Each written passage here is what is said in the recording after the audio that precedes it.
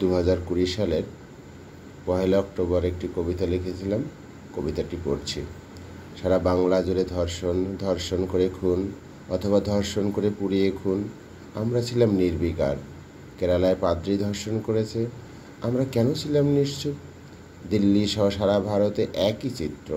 সহস্র থেকে লক্ষ নারী ধর্ষিত হলেও আমরা সবাই নিরুত্তাপ। একই অবস্থা হয়তো পৃথিবী জুড়ে। কষ্টকর কথা হলো প্রহসন সর্বক্ষেত্রে। কামদুনি দীর্ঘদিন বিচার পায়নি। নির্ভয়ার থেকে হিংস্রতা খুবই ছিল বেশি। এই কিছুদিন আগে 2 আদিবাসী বোন ধর্ষিত। এক বোন আত্মসম্মান রক্ষা করতে আত্মহনন। কোথায় নাগরিক সমাজ? কোথায় ছিল বুদ্ধিজীবীরা, রাজনৈতিক নেতা নেত্রীরা? শুধুই কি হচ্ছে উত্তরপ্রদেশে? এটা কি রাজনৈতিক ধর্ষণ, না ধর্ষণের রাজনীতি? রাম, রহিম, পাদ্রী পরিচয় বেছে বেছে কতিপয় ধর্ষণের প্রতিবাদ হবে। বিবেকের ধ্বংসন হয় না সত্যি? অজস্র ধর্ষণ, ধর্ষণ করে খুন।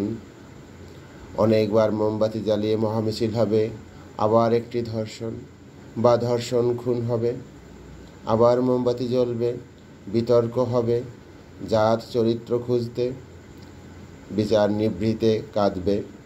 আবার আমরা বেমালুম ভুলে যাব। ধর্ষকরা উৎফুল্ল হবে পরবর্তী ধর্ষণের জন্য। আর একটা করে অনেকটা। ভুলে কি গিয়েছি আমরা আজ ধর্ষিত মানবতা? লজ্জিত ভারত মাতা। নমস্কার।